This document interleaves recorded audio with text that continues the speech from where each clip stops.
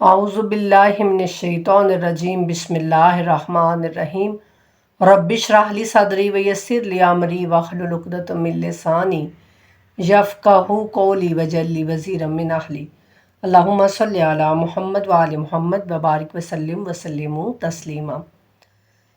پچھلے سبق میں ہم نے سورہ آل عمران آیت نمبر 19 تک پڑھ لیا تھا، جس میں اللہ سبحانہ تعالیٰ فرماتے ہیں کہ ان الدین عند اللہ الاسلام، کہ دین جو ہے وہ صرف اسلام ہی ہے، اس کے علاوہ اور کوئی دین بھی قابل قبول نہیں ہے اللہ کے نزدیک۔ اللہ نے بھیجا ہی صرف اسلام ہے، جو کہ دین ہے، اللہ کی جانب سے بھیجا گیا دین۔ اور اسلام کیا ہے؟ یعنی صرف لا الہ الا اللہ محمد رسول اللہ کہہ دینا، کیا یہ صرف یہی اسلام ہے؟ اسلام کی جو تعریف ہے وہ حضرت علی علیہ السلام نے اپنی ایک روایت میں یوں فرمائی۔ آپ نے فرمایا کہ میں اسلام کی ایسی تعریف بیان کرتا ہوں جو مجھ سے پہلے کسی نے بیان نہیں کی۔ اسلام سر تسلیم خم کرنا ہے، یعنی اسلام کا مطلب ہے کہ اپنے سر کو جھکا دینا، اور سر تسلیم ہم کرنا وہ یقین ہے، یعنی یقین کے ساتھ، پختہ اعتماد کے ساتھ۔ اور یقین کیا ہے؟ وہ تصدیق ہے، یعنی اللہ کی گواہی دینا دل سے یقین کے ساتھ، تصدیق ہے۔ اور تصدیق کیا ہے؟ اعتراف ہے، یعنی زبان سے بھی اعتراف کرنا، دل سے بھی تصدیق کرنا کہ اللہ ایک ہے، اور اللہ کے سامنے اپنے سر کو جھکا دینا۔ اور تصدیق کیا ہے؟ اعتراف ہے، جبکہ اعتراف فرض کی ادائیگی ہے، یعنی جب اعتراف ہم نے کر لیا دل سے بھی اور زبان سے بھی، تو اب ہم پر واجب ہے کہ ہم فرض کی ادائیگی کریں۔ کیسے فرض؟ جو اللہ سبحانہ تعالیٰ کی جانب سے ہم پر حکم نازل ہوئے ہیں، ہم ان سب کو بجا لائیں، چاہے وہ ہمیں پسند آئیں، چاہے وہ ہماری مزاج کے خلاف ہمیں محسوس ہوں، ان سب کو بجا لانا دین اسلام ہے۔ جو اللہ کی طرف سے حکم آ جائے اس کے آگے اپنے سر کو جھکا دینا، اس کو مان لینا، اس کی اتباع کرنا، یہ ہے دین اسلام۔ اور فرض کی پھر ادائیگی کیا ہے؟ امام فرماتے ہیں کہ فرض کی ادائیگی کیا ہے؟ فرض کی ادائیگی عمل کہلاتی ہے، یعنی ہمارے عمل سے پتہ چلے گا کہ ہم کون ہیں۔ ہمارے صرف یہ زبان سے لا الہ الا اللہ محمد رسول اللہ صلی اللہ علیہ وآلہ وسلم کہہ دینا یہ کافی نہیں ہے، یہ کافی نہیں ہے، بلکہ ہمارے عمل بتائیں گے کہ ہم واقعی ہی دین اسلام پر عمل کر رہے ہیں اور ہم مسلمان ہیں۔ ورنہ اگر ہمارے عمل جو ہیں وہ مشرکوں جیسے ہیں، ہمارے عمل یہودیوں جیسے ہیں، ہمارے عمل عیسائیوں جیسے ہیں، تو پھر لا الہ الا اللہ محمد رسول اللہ کہنا ہمیں کوئی فائدہ نہیں دے گا۔ ہمارے عمل سے پتہ چلے گا کہ ہم کون ہیں۔ یہ باب العلم نے اسلام کی تشریح، اسلام کی تفصیل ہمارے سامنے واضح طور پر بیان کی۔ اور جب اللہ یہ کہہ رہے ہیں نا کہ باہمی ضد کی وجہ سے پھر باہر جب ان کے پاس مکمل علم آ چکا تو اپنے ضد کے سبب وہ اللہ کی آیات کا انکار کرنے لگے، تو بے شک اللہ بہت جلد حساب لینے والا ہے۔ اس سے آگے اللہ فرماتے ہیں فَإِن، پھر اگر حاجو کا وہ آپ سے جھگڑا کریں، یعنی اے رسول، اس کے بعد بھی کہ میں نے یہ کہہ دیا کہ اللہ کی جانب سے دین اسلام ہی حق ہے، اس کے بعد بھی اگر یہود و نصارہ آپ سے جھگڑا کریں تو فقل، تو کہہ دیں اسلم، تو میں نے جھکا دیا، میں تسلیم ہو گیا۔ اسلم تو تسلیم ہو جانا، کسی کے سامنے جھک جانا، تسلیم ہو جانا یعنی بالکل اپنی کوئی رائے نہیں، اپنا کوئی مزاج نہیں، اپنی کوئی وہ خواہش نہیں، سب کچھ اللہ کے لیے ہے، ہر کام اللہ کے لیے ہے، ہر حکم اللہ کا ماننا ہے، اس کو کہتے ہیں اسلم تو، میں تسلیم ہو گیا، میں نے جھکا دیا وجہیہ، اپنا منہ، للہ، اللہ کے لیے، وامان، اور جو جس اتبع نے میری پیروی کرے، یعنی جو بھی میری پیروی کی جس نے، وَقُلْ اور کہہ دیں لِلَّذِينَ وہ جو کہ اوتوا الکتاب کتاب دی گئی اہل کتاب کو یعنی وَالْأُمِّيِّينَ اور ان پڑھ اسلمتم کیا تم اسلام لائے فائن پس اگر اسلموا وہ اسلام لائے فقد اہتدوا تو انہوں نے راہ پا لی وَإِنْ اور اگر تولو وہ منہ پھیر لیں تولو پھر جائیں اپنی بات سے منہ پھیر لیں فَإِنَّمَا تو صرف علیک آپ پر البلاغ پہنچا دینا ہے واللہ اور اللہ بصیر بالعباد دیکھنے والا بھی ہے اپنے بندوں کو۔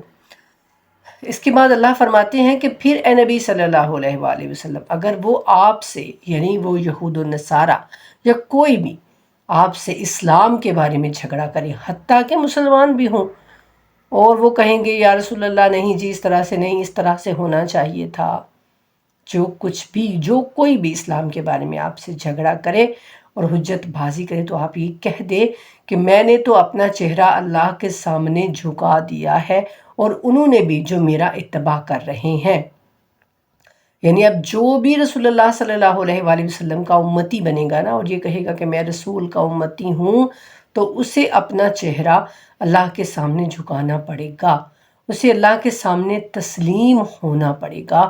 اور اے نبی صلی اللہ علیہ وآلہ وسلم آپ کہہ دیجئے ان سے بھی کہ جنہیں کتاب دی گئی ہے یعنی اہل کتاب سے یہود و نصارہ سے اور امیین سے بھی ان پڑھ لوگ کون جو بھی بدو یا جو منافق جو بھی اللہ کے نبی سے الجھے اللہ کے حکم سے یعنی جو اللہ کا حکم آیا ہے اس میں اللہ کے نبی سے جو بھی الجھے گا چاہے وہ زبان سے لا الہ الا اللہ محمد رسول اللہ پڑھتا ہوگا تو وہ اس آیت میں شامل ہے امیین میں کہ وہ ان پڑھ۔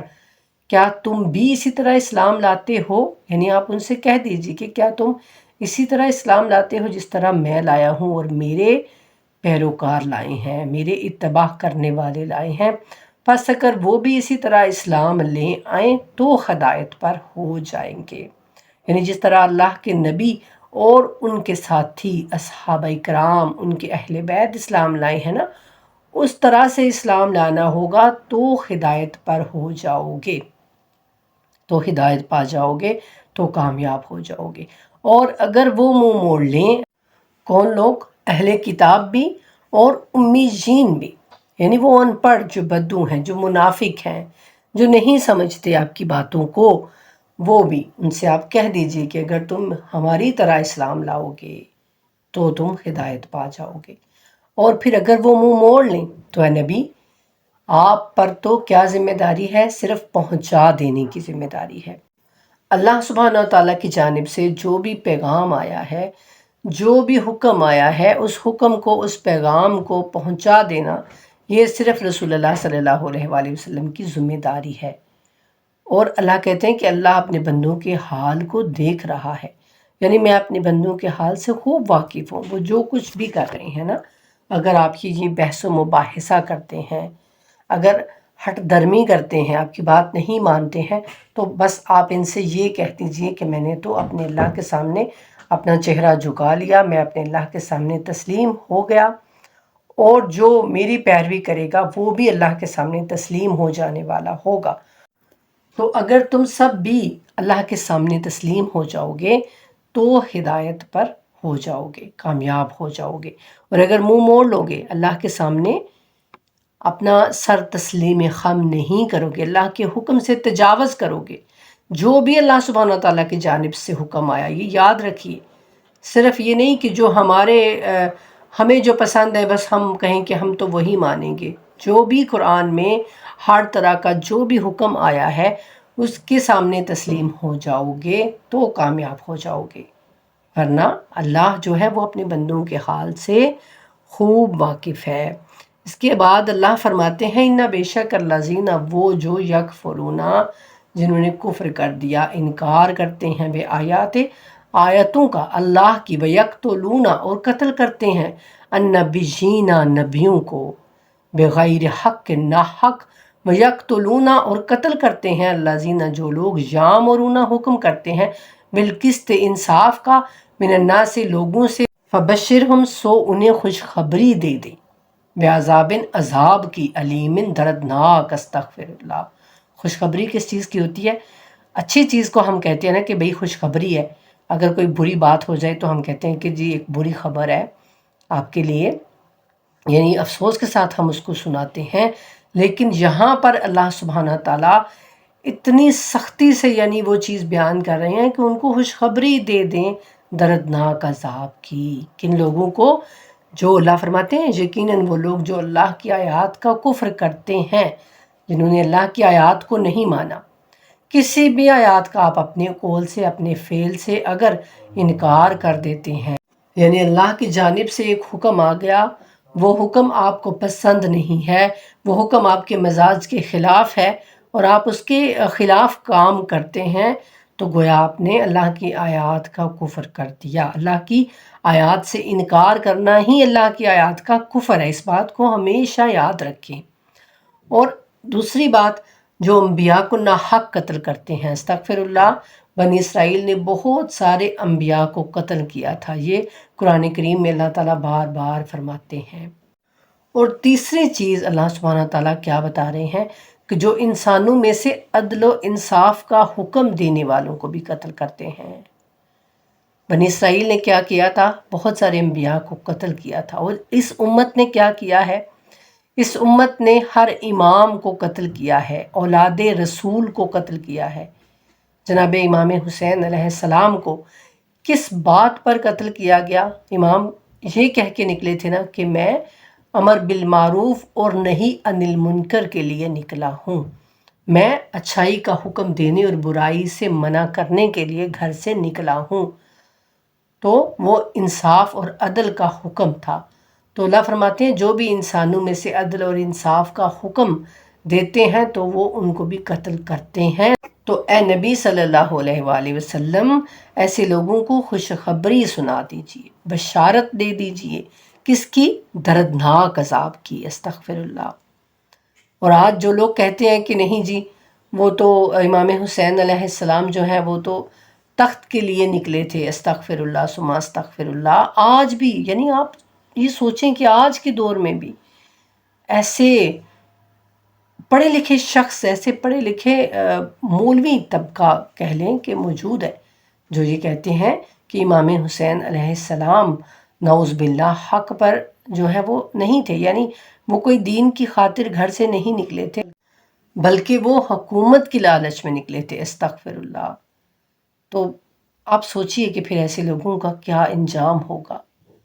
اللہ تعالیٰ یہ 4 چیزیں یعنی انسان کو بتا رہے ہیں، جو اللہ کی آیات کا انکار کرے گا، جو انبیاء کو ناحق قتل کرے گا، اور جو ان لوگوں کو قتل کرے گا جو اللہ کے رستے میں یعنی عدل کا اور انصاف کا حکم کرتے ہیں، تو پھر ان لوگوں کو بشارت دے دیجئے دردناک عذاب کی۔ تو دنیا میں میں نہیں سمجھتی کیا ملے گا آپ کو، استغفر اللہ، یزید کی طرفداری کر کے کیا ملے گا آپ کو؟ مجھے سمجھ نہیں آتی ایسے لوگوں کی، ایسے علماء اکرام کی کہ جو منبر رسول پر بیٹھ کر اس شخص کی طرفداری کر رہے ہوتے ہیں کہ جو بات کرنے کے قابل ہی نہیں ہے، جس کی بات جو ہے وہ کرنی ہی نہیں چاہیے، یعنی منبر رسول پر بیٹھ کر وہ اس شخص کی طرفداری کر رہے ہوتے ہیں۔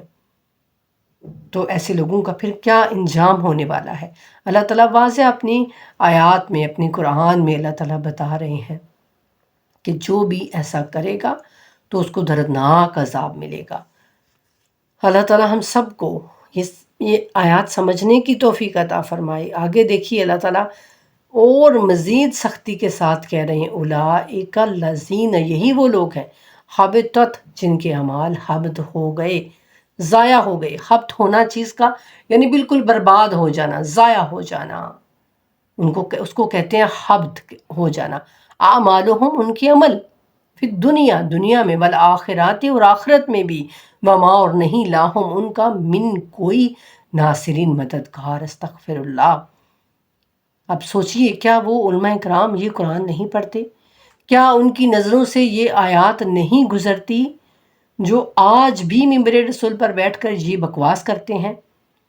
اللہ تعالیٰ ان کو سمجھنے کی توفیق عطا فرمائے کہ انہوں نے اپنی اتنی عمریں لگا دیں قرآن کو پڑھنے میں، قرآن کو سمجھنے میں، لیکن افسوس کہ قرآن ان کے دلوں میں نہیں اترا، قرآن ان کے دماغوں میں نہیں اترا۔ تو ایسے ہی ہوتا ہے جب ہم یعنی اللہ کی طرف جانا ہی نہیں چاہتے، تو چاہے ہم حفظ کر لیں، چاہے ہم اپنی پوری زندگی قرآن کے اوپر جو ہے وہ ریسرچ میں گزار دیں، لیکن جب تک ہم صحیح معنوں میں اللہ کا حکم نہیں مانیں گے نا، اللہ کی طرف خود کو جھکائیں گے نہیں، اللہ کے سامنے ہم تسلیم نہیں ہوں گے، تب تک ہمارا یہی حال رہے گا کہ یہ قرآن ہی ہمیں دوزخ میں ڈال دے گا پکڑ کر، کہ تم نے مجھے یعنی اس طرح سے پڑھا، پیسوں کی خاطر، دنیا کی خاطر تم نے مجھے لوگوں کے سامنے اس طرح سے میری تعویلیں کی، اس طرح سے میرے جو ہے وہ ترجموں میں اس طرح سے ہیر پھیر کیا، تو آج لو چکھو عذاب کا مزہ جس کی تمہیں دنیا میں بشارت دی جاتی تھی۔ اللہ کہتے ہیں یہ وہ لوگ ہیں جن کے تمام اعمال دنیا میں بھی اور آخرت میں بھی اکارت ہو گئے، ضائع ہو گئے، ختم ہو گئے۔ یعنی یہ جتنی بھی نمازیں پڑھ لیں، یہ جتنے بھی نیک کام کر لیں، تو اللہ سبحانہ تعالیٰ ان کے وہ اعمال ان کے منہ پر مار دے گا، کسی کام بھی نہیں آئیں گے ان کے وہ اعمال، ان کی وہ نمازیں، ان کی وہ تسبیحات، کہ جو اپنے عمل ٹھیک نہیں کریں گے، جو اپنی زبانیں ٹھیک نہیں کریں گے۔ اللہ کہتے ہیں پھر ان کا کوئی مددگار نہیں ہوگا۔ جو بھی ایسا کرے گا، جو بھی حق کی طرف نہیں ہوگا، جو باطل کو حق کہے گا، وہ ہمیشہ یاد رکھے کہ آخرت میں پھر اس کا کوئی مددگار نہیں ہوگا، نہ اس کی کوئی شفاعت ہوگی، نہ اس کا کوئی عمل قبول کیا جائے گا۔ اللہ کہتے ہیں اس کے تمام اعمال حبد ہو جائیں گے۔ آگے اللہ کہتے ہیں علام ترا، کیا نہیں دیکھا، الا طرف الذین، وہ لوگ جو اوتو دیا گیا نصیباً ایک حصہ، من سے الکتاب کتاب، یدعونا بلائے جاتے ہیں، الا طرف کتاب اللہ، اللہ کی کتاب، لیحکم، تاکہ وہ فیصلہ کرے، بینہم ان کے درمیان، ثم پھر یتولا پھر جاتا ہے، فریقن ایک فریق، منہم ان سے، واہم اور وہ، معرضون اعراض کرنے والے ہیں، منہ پھیرنے والے ہیں۔ کیا تم نے غور نہیں کیا ان لوگوں کی حالت پر جنہیں کتاب کا ایک حصہ دیا گیا تھا، اب انہیں بلایا جاتا ہے اللہ کی کتاب کی طرف تاکہ وہ ان کے درمیان فیصلہ کرے، پھر ان میں سے ایک گروہ پیٹھ پھیر لیتا ہے اعراض کرتے ہوئے۔ یہ کون لوگ تھے؟ یہ بھی اہل کتاب کے بارے میں یہ آیات نازل ہوئی تھی۔ مدینے میں جب یہودی بھی آباد تھے، تو اس وقت یہودیوں میں کوئی کہتے ہیں کہ بہت ہی امیر گھرانے کے ایک مرد اور ایک عورت تھے جنہوں نے استغفر اللہ زنا کیا تھا۔ تو جب ان سے یہ کام ہو گیا تو اب ان کو لگا کہ یہ تو بہت امیر ہیں اور ہماری کتاب میں اس کی جو سزا ہے وہ سنگسار کرنا ہے، تو انہوں نے سوچا کہ چلیے اب جو نئی شریعت آئی ہے نا، تو ہم اس کی طرف جاتے ہیں، ان سے رجوع کرتے ہیں، ہو سکتا ہے کہ ان کے یعنی شریعت میں، ان کی کتاب میں کوئی ایسی اس سے یعنی تھوڑی کم سزا جو ہے وہ ہو۔ تو وہ رسول اللہ صلی اللہ علیہ وآلہ وسلم کے پاس آئے کچھ لوگ، اور انہوں نے اس یعنی زنا کی سزا، کہ آپ کی کتاب میں زنا کی کیا سزا ہے، تو آپ صلی اللہ علیہ وآلہ وسلم نے فرمایا کہ تم چونکہ توریت کو مانتے ہو، تو اس چیز کا فیصلہ بھی تمہاری ہی کتاب سے تمہارے درمیان کیا جائے گا۔ تو جو ان کا عالم تھا، آپ نے اس کو بلوایا اور کہا کہ یعنی تم توریت کو پڑھو، تو وہ اس نے توریت پڑھنا شروع کی۔ اس کا نام جو ہے وہ بہت بڑا منافق بھی تھا، اس کا نام کعب بن اشرف تھا۔ تو اس نے توریت کو پڑھنا شروع کیا، اور جہاں سے وہ رجم والی آیت تھی نا، کہ سنگسار کرنے والی آیت تھی نا، اس کو وہ پی گیا، اس نے اس کو پڑھا ہی نہیں سرے سے، اس کو اندر سے یعنی ختم کر دیا اور اس سے آگے پڑھنا شروع کر دیا۔ تو اس وقت ان میں وہ عبداللہ ابن سلام تھے جو کہ یہودی عالم تھے، بعد میں وہ مسلمان ہو گئے تھے، مومن ہو گئے تھے۔ تو انہوں نے کہا کہ تو نے یہاں سے یہ آیت جو ہے وہ کھا دیا ہے، تم نے اس کو نہیں پڑھا۔ تو پھر رسول اللہ نے کہا کہ جبکہ رسول اللہ جانتے تھے اللہ کے حکم سے، تو آپ نے پھر کہا کہ ہاں بالکل اس میں یہی حکم ہے، یعنی سنگسار کرنے کا، زنا کا یہی حکم قرآن میں بھی ہے، اسلام میں بھی ہے، اللہ کی جانب سے زنا کا یہی حکم آیا ہے۔ تو یہ ان کے بارے میں اللہ کہتے ہیں کہ جب تم نے غور نہیں کیا ان لوگوں پر جن کو کتاب کا وہ حصہ، ایک حصہ کیوں کہا گیا؟ کیونکہ انہوں نے بہت ساری توریت کو جو ہے وہ اس میں تحریف کر دی تھی، بہت ساری توریت انہوں نے بدل دی تھی، لیکن پھر بھی چند جو آیات ہیں وہ ٹھیک تھیں بالکل، اور ان میں سے ہی ایک یہ والی آیت بھی تھی۔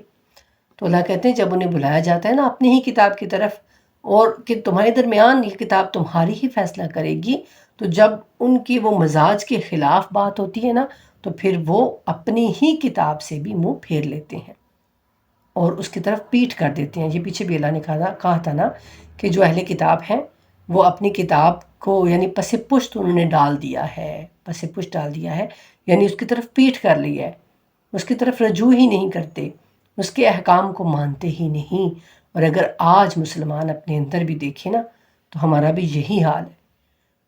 اب میں بڑی معذرت کے ساتھ یہ بات کر رہی ہوں کہ اب آپ سب نے دیکھا ہوگا یوٹیوب، آج کل ہر کوئی دیکھتا ہے یوٹیوب پہ، بہت شور مچا ہوا تھا، ایک ڈرامہ چل رہا تھا جو برزخ، جس کو مسلمانوں نے بنایا تھا۔ اور استغفر اللہ، جتنی بھی قرآن میں برائیاں آپ دیکھ لیں تو اس ڈرامے کا نام کیا ہے؟ برزخ۔ برزخ جب آپ سنتے ہیں نا تو یہ ہمارے رونگٹے کھڑے ہو جاتے ہیں کہ برزخ وہ عالم ہے جو ہمارے مرنے کے بعد ہماری دوبارہ سے ایک زندگی شروع ہوگی، جس میں کہ ہمارے جو اعمال ہیں ان کو شکل دے دی جائے گی۔ اگر ہمارے اعمال اچھے ہوں گے تو ان کو اچھی شکل دے دی جائے گی اور ہمیں انہی کے ساتھ رہنا ہوگا، اور اگر ہمارے اعمال برے ہوں گے تو ان کو بھی ایک شکل دے دی جائے گی اور ہمیں اسی شکل کے ساتھ رہنا ہوگا۔ اور برائی کی بری شکل ہوگی ظاہر ہے، اچھائی کی اچھی شکل ہوگی، تو اس کو کہا جاتا ہے برزخ، یعنی جن میں ہمارے اعمال جو ہیں وہ مجسم شکل میں ہمارے ساتھ زندگی گزاریں گے، اس کو کہا جاتا ہے برزخ۔ اور اس کا نام ڈرامے کا برزخ رکھا گیا، لیکن اس کے اندر یعنی آپ سوچیں کہ وہ مسلمانوں نے بنایا، لکھا میں نہیں جانتی کس نے لکھا، مسلمانوں نے لکھا یا اس کا جو یعنی وہ سارا لکھ کر کو کس نے دیا؟ کسی یہودی نے دیا، کسی مشرک نے دیا، کس نے دیا؟ لیکن اس میں اداکار جو کام کر رہے ہیں وہ مسلمان ہیں، جو خود کو مسلمان کہتے ہیں۔ تو آخر جس نے بنایا اور جو اس میں کام کر رہے تھے ان کو کیوں یہ پتہ نہیں چلا کہ یہ تو ہمارے سراسر قرآن کے خلاف ہے، اور جو پھر اس کا نام برزخ رکھا گیا ہے تو یہ برزخ کی توہین ہے، یہ اسلام کی توہین ہے۔ ان کو کیوں سمجھ نہیں آیا؟ شاید اس لیے کہ انہوں نے کبھی قرآن کو کھول کے پڑھا ہی نہیں ہوگا، شاید اس لیے کہ انہوں نے کبھی قرآن کو سنا ہی نہیں ہوگا، ان کو یہ علم ہی نہیں ہوگا کہ قرآن میں لکھا کیا ہوا ہے، کہاں پر قرآن کیا کہہ رہا ہے، قرآن میں کیا کیا برائیاں ہیں، کیا کیا نیکیاں ہیں، کیا کیا اچھائیاں ہیں، شاید وہ سب ان سے بے خبر ہیں۔ لیکن کیا ایسا ہو سکتا ہے کہ ایک مسلمان اپنی اتنی زندگی گزار دے؟ اب ہر انسان جو ہے وہ اس میں تقریباً 30 سال کا تو ہوگا بھائی، 30-40 سال کا تو ہوگا لگ بھگ، تو کیا 30-40 سال میں اس کو اتنا بھی نہیں پتہ چلا کہ اسلام نے زنا کو برا قرار دیا ہے، زنا کرنے والے کو اسلام نے برا جانا ہے؟ ہم جنس پرستی کو اسلام نے یعنی بہت ہی سختی سے، جناب لوط علیہ السلام کی قوم کیا کرتی تھی، اس پر کتنا سخت عذاب اللہ کی جانب سے نازل ہوا، کیا یہ ہم نہیں جانتے؟ کیا ہم یہ اپنے بچوں کو نہیں بتاتے؟ تو آخر کیا وجہ ہے کہ پھر ایسا ڈرامہ جو ہے وہ ریلیز ہو گیا، ایسا ڈرامہ جو ہے وہ منظر عام پر آ گیا، یوٹیوب پر آ گیا، اور یعنی جس میں ہر برائی موجود ہے؟ ایسا ہوا کیوں؟ ایسا ہوا کیوں آخر؟ تو یہ کہاں پر اسلام جو ہے وہ، کہاں پر اسلام کو کمزور کیا جا رہا ہے، کہاں پر اسلام کو ختم کرنے کی کوشش کی جا رہی ہے؟ ہم سب مسلمانوں کو آخر یہ پتہ کیوں نہیں چلتا؟ کیوں ہم فرقوں میں بٹے بٹے ایک دوسرے کے اوپر ہی بس لان تان کرتے رہتے ہیں، ایک دوسرے کو برا بھلا کہتے رہتے ہیں، اور ان سب برائیوں کے خلاف جو معاشرے میں عام ہو رہی ہیں ان کے خلاف ہم بات ہی نہیں کرتے؟ ہماری تقریریں، ہماری وہ ساری بس ایک دوسرے کے خلاف ہوتی ہیں کہ فلاں فرقہ ایسا ہے، فلاں نے یہ کر دیا، فلاں نے وہ کر دیا، یعنی آپس میں ہی ایک دوسرے کے خلاف جھگڑے میں لگے ہوئے ہیں، اور جو دشمن ہے وہ سیدھا وار جو ہے وہ ہمارے بچوں پہ کر رہا ہے، ہمارے آنے والی نسلوں پہ کر رہا ہے، ہمارے آنے والی نسلوں کو، ان کے ذہنوں کو تباہ کر رہا ہے وہ۔ لیکن افسوس کہ اہل علم اس سے بے خبر ہیں، وہ اس کے بارے میں بات ہی نہیں کرتے، ان کو پتہ ہی نہیں ہے کہ معاشرے میں ہو کیا رہا ہے، کیوں ہو رہا ہے یہ سب۔ تو یہ دشمن کی وہ سوچ ہے، وہ چال ہے کہ جو ہمیں تباہ کر دے گی اگر ہم نے اس کے خلاف قدم نہیں اٹھایا تو۔ اگر ان لوگوں کو پوچھا ہی نہیں جائے گا جو یہ سب کر رہے ہیں۔ تو یہ دیکھیے آپ، قرآن میں اللہ فرما رہے ہیں کہ اہل کتاب جن کو قرآن کا یعنی جن کو وہ توریت کا حصہ دیا گیا تھا، لیکن جب ان کی اپنی ہی کتاب ان کے درمیان فیصلہ کرتی ہے تو وہ اس فیصلے کو پس پشت ڈال دیتے ہیں۔ تو کیا ہمارا حال آج وہ نہیں ہے؟ قرآن میں جتنے بھی برائیاں ہیں وہ آج معاشرے میں عام ہوتی جا رہی ہیں، اور وہ یہ سمجھا جا رہا ہے کہ بھئی یہ تو یعنی آزادانہ خیال ہے، ایسا تو ہونا چاہیے جی۔ تو کیا اللہ کو نہیں پتہ تھا؟ جس نے یہ سب منع کیا، جس نے ان سب برائیوں کو برائیاں کہا، جو خالق ہے، جو مالک ہے، کیا اس کو نہیں پتہ تھا؟ اس کو سب سے بہتر پتہ تھا۔ اور آج شیطان نے اس قدر ہم سب پر قابو پا لیا ہے کہ ہمیں سمجھ نہیں آ رہی ہے کہ جو اللہ نے فرمایا ہے وہ حق ہے، وہ سچ ہے، اور جو دشمن چالیں چل رہا ہے وہ ہمیں ختم کرنی ہے، تاکہ ہمارے آنے والی نسلیں سنور جائیں، تاکہ ہمارے آنے والی نسلیں جنت میں جانے والی بنیں۔ تو یہ قرآن سراسر ہمیں ہر چیز کے بارے میں صاف صاف طور پر بتاتا ہے۔ اللہ کہتے ہیں کہ انہوں نے منہ پھیر لیا، اعراض کر لیا، ذالکا یہ بے انہم اس لیے کہ وہ قالو کہتے ہیں لن تمسنا ہمیں ہرگز نہ چھوئے گی النار آگ الا مگر ایامن چند دن معدودات گنتی کے وغرہم اور انہیں دھوکے میں ڈال رکھا ہے فی میں دینہم ان کے دین نے ما جو کانو یفترون وہ گھڑتے تھے۔ استغفر اللہ۔ اللہ تعالیٰ آگے اور مزید تفصیل کے ساتھ بیان کرتے ہیں، جو کہ آج ہمارے اندر بھی ہے بات۔ آج بڑے بڑے علماء کرام یہی کہہ رہے ہیں نا کہ بھئی رسول اللہ صلی اللہ علیہ وآلہ وسلم کی امت تو جہنم میں جائے گی ہی نہیں، اور اگر جائے گی بھی تو بس رسول ان کو بچا لیں گے، رسول ان کو جہنم سے چھڑوا لیں گے۔ تو اللہ تعالیٰ اس چیز کی مناہی کر رہے ہیں، اللہ اس چیز کو غلط کہہ رہے ہیں۔ اللہ کہتے ہیں یہ اس وجہ سے ہے، یعنی وہ ساری ان کی ہٹ درمی، ان کا اپنی کتاب کو پس پشت ڈال دینا، یہ اس وجہ سے ہے کہ یہ کہتے ہیں کہ ہمیں تو جہنم کی آگ چھو ہی نہیں سکتی مگر گنتی کے چند دن۔ یہ یہودیوں کا اور عیسائیوں کا عقیدہ ہے، جو آج مسلمانوں کا بھی عقیدہ بن چکا ہے، اور انہیں اللہ کہتے ہیں دھوکے میں مبتلا کر دیا ہے انہیں کے دین نے۔ یعنی دین میں یہ بات لوگ سمجھتے ہیں نا کہ دین میں ہے۔ آج آپ جس کو بھی کہیں گے نا کہ بھائی یہ مت کریں تو ورنہ جہنم میں جانے والی یہ سزائیں ہیں، تو لوگ کہتے ہیں استغفر اللہ، ہم اور جہنم میں؟ یعنی رسول اللہ کی امت جہنم میں؟ یہ کیسے ممکن ہے؟ اللہ کے محبوب کی جو امت ہے وہ جہنم میں جا ہی نہیں سکتی، لوگ یہ بات کہتے ہیں۔ تو اللہ کہتے ہیں ان کے دین نے ہی ان کو دھوکے میں ڈال رکھا ہے، ان چیزوں نے جو یہ گھڑتے رہتے ہیں، من گھڑت قصے کہانیاں ہیں ان کی۔ یہ اللہ کی جانب سے کوئی حق نہیں ہے، یہ اللہ نے ہمیں نہیں کہا کہ بھئی تم میرے محبوب کی امت ہو تو تم جو ہے وہ سیدھے جنت میں جاؤ گے، تم کو جہنم کی آگ نہیں چھوئے گی، تم جہنم میں نہیں ڈالے جاؤ گے، ایسا کہیں پر بھی اللہ نے نہیں فرمایا ہے۔ اور اللہ کہتے ہیں کہ یہ من گھڑت ان کی یہ جو قصے کہانیاں ہیں نا، انہوں نے ان کو دھوکہ دے رکھا ہے، اور یہ برائیاں یوں یعنی کرتے جا رہے ہیں۔ تو ایسا ہی پھر ہوا نا، جو لوگ آخر اس ڈرامے میں کام کر رہے ہیں وہ مسلمان ہیں، خود کو وہ مسلمان کہتے ہیں، سمجھتے ہیں، تو وہ آخر اتنا کیسے آگے بڑھ گئے؟ صرف اس وجہ سے ہی کہ ان کو پتہ ہے جی ہم امت محمدی ہیں تو ہم تو بخشے جائیں گے، چاہے ہم جو بھی کرتے رہیں یہاں پر تو ہم تو بخشائے ہیں، ہم تو بخشے جائیں گے۔ تو اسی لیے انسان پھر شیر بن جاتا ہے برائیاں کرنے پر۔ اور اگر بچپن سے ہی اس کے ذہن میں یہ چیز ڈالی جائے کہ دیکھو اچھا کرو گے تو جنت ملے گی، برا کرو گے تو جہنم ملے گی، آگ ملے گی، تو پھر وہ ڈر جائے گا برا کرتے ہوئے، برائیاں کرتے ہوئے، گناہ کرتے ہوئے۔ اس کو آگ یاد آئے گی، اس کو تکلیف یاد آئے گی۔